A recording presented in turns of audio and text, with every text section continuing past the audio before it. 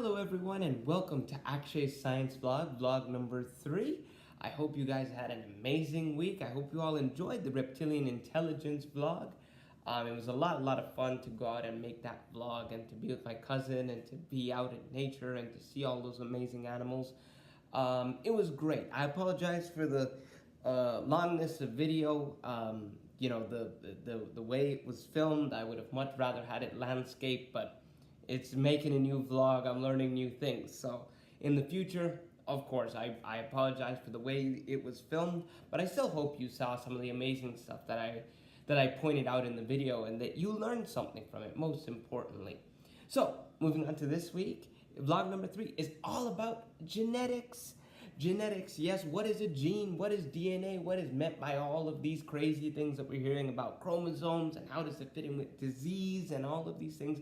We're going to talk a lot about that and more and the future of medicine in this video here today. So I'm very excited to share with you all about genetics today. Let's get into it. So I want to start off first of all with what's DNA? What's a gene? What's all of this stuff that we hear so much about? So basically, in every single cell that makes up our body, we're composed of little itty-bitty subunits called cells. We are made up of millions and millions of cells. And each of these cells have different parts in them. Think of it like a house. You have a living room, you have a kitchen, you have a bedroom, okay? Now, think of in every house, there's a place where you keep all the important stuff, all the important documents and all of that things, usually in a safe. Just like that, there's a protected part of the cell called the nucleus. The nucleus is that safe. It stores all the super important information, which is our DNA. The DNA now is this strand of, mix of different things. They're called nucleic acids. And this DNA now has a particular structure.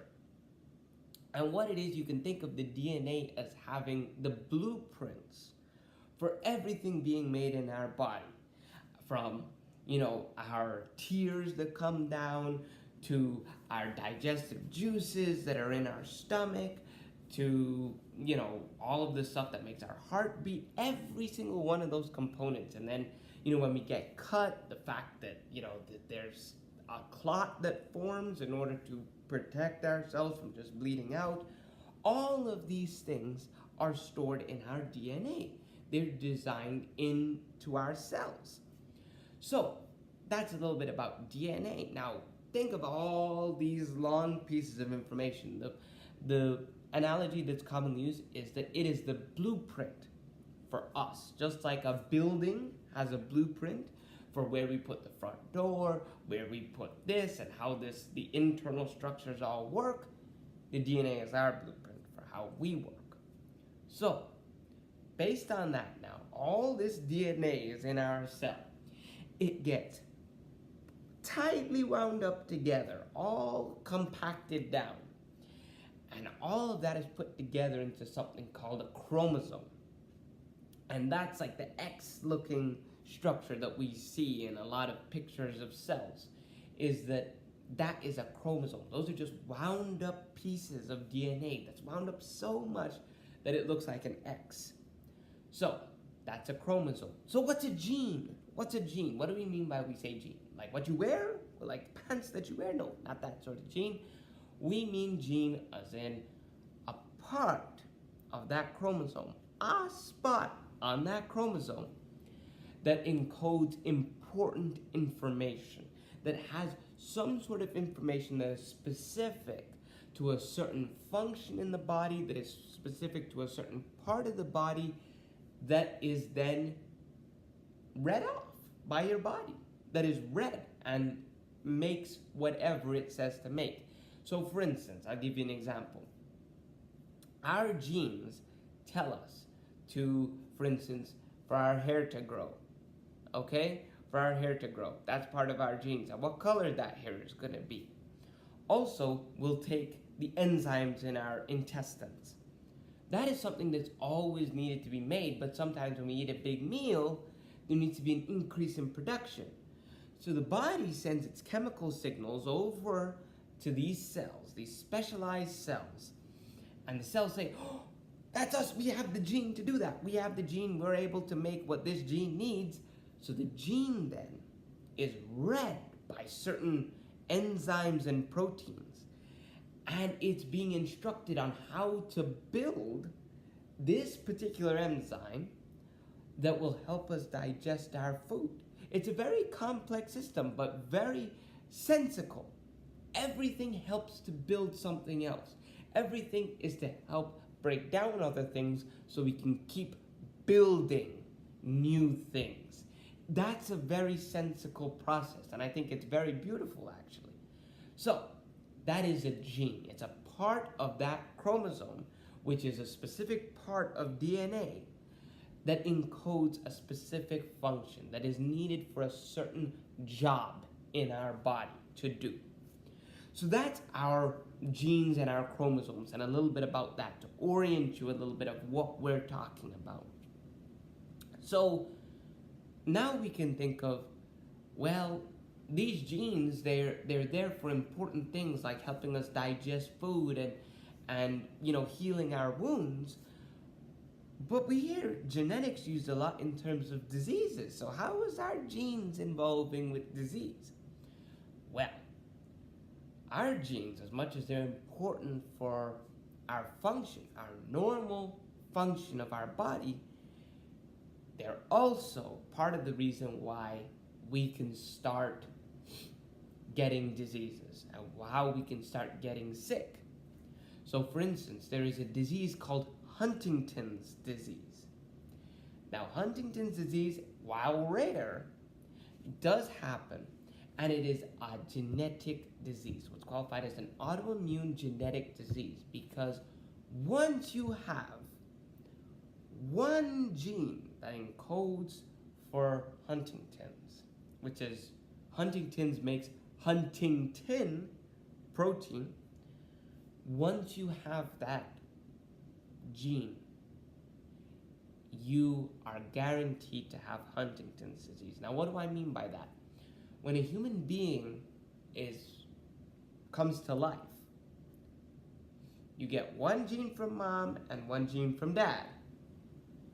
Now, some diseases require you to have both genes from mom and dad that encode that disease, but some diseases only require you to get it from one parent.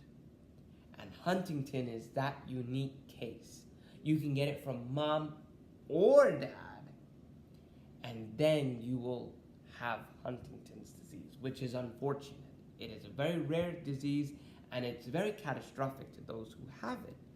But it is a good example of what disease. But we know disease in a lot of other terms too, in terms of cancer, in terms of Parkinson's, in terms of Alzheimer's. All of these diseases have some sort of genetic component to it.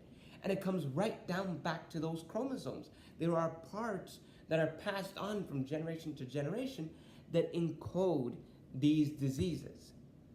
So, now we think, well, if my mom had cancer, or if my grandparent had cancer, I'm bound to have cancer. It is what's going to happen to me. It is my fate. But no, science is learning that that is not necessarily your fate. Because while we look at genes and we look at the DNA and we look at all of these things, scientists found a new part to genetics called epigenetics.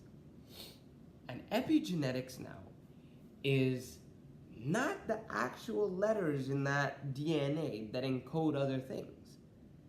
They're modifications to the DNA. There's these things outside of the DNA that are playing in how the DNA is transcribed and how it is used by our body. So epigenetics can work in our favor, potentially, in possibly making a change to subside some of these ill genetic changes that we can have, or epigenetics can lead to more dysfunction if we're not careful.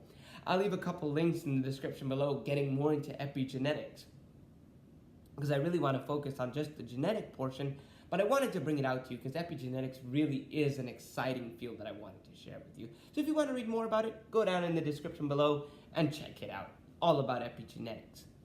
But continuing on the genetics, we know it causes disease, genetics have a disease component to it, and all of these things.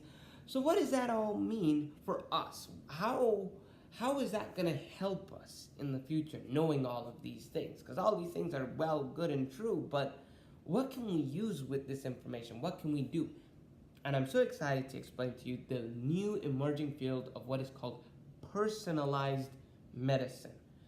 Medicine and entire hospitals that look at a patient's genetic makeup, look at their genes and say, okay, this treatment works best for patients who have this genetic profile, who fit this genetic family.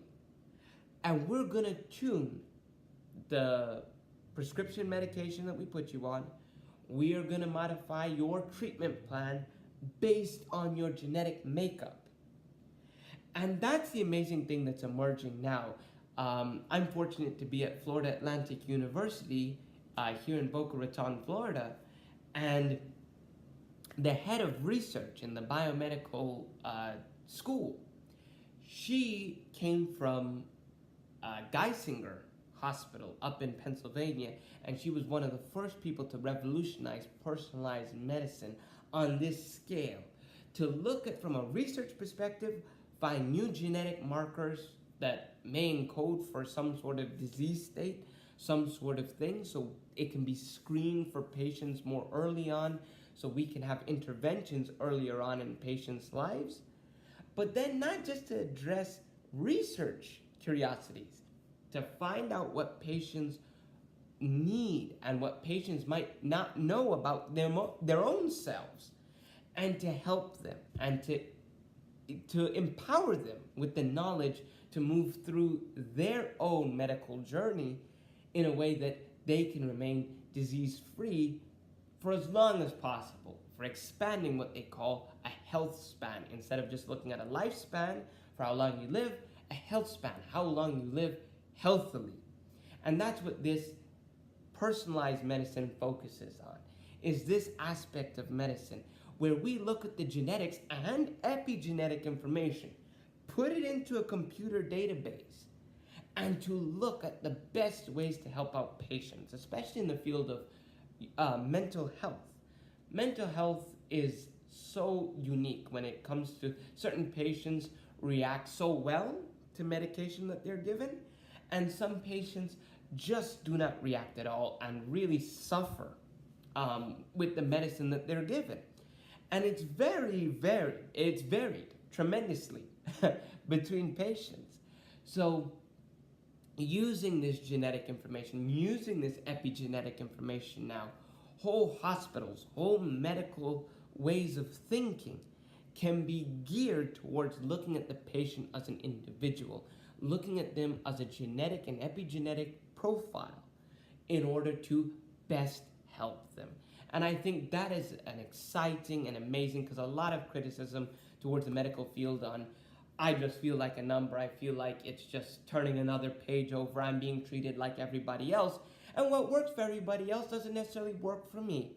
So this is a new exciting field. Geisinger Hospital up in Pennsylvania is servicing millions of patients using this same technique, and Florida Atlantic University is starting their own personalized medical clinic here in Boca Raton, Florida. For those of you who are interested on a research perspective, for treating it as a medical perspective, going to that hospital and checking it out, I strongly encourage you to do that. So of course, I'll leave links down in the description below for all of that amazing information. So with that, that concludes Science Vlog number 3. I hope you guys have an amazing start to 2019. I hope it's been an amazing week for you. Remember, be kind to others, and don't forget to be kind to yourselves. I hope you have an amazing week, and I'll see you all next week. Have an amazing one, everyone. Bye-bye.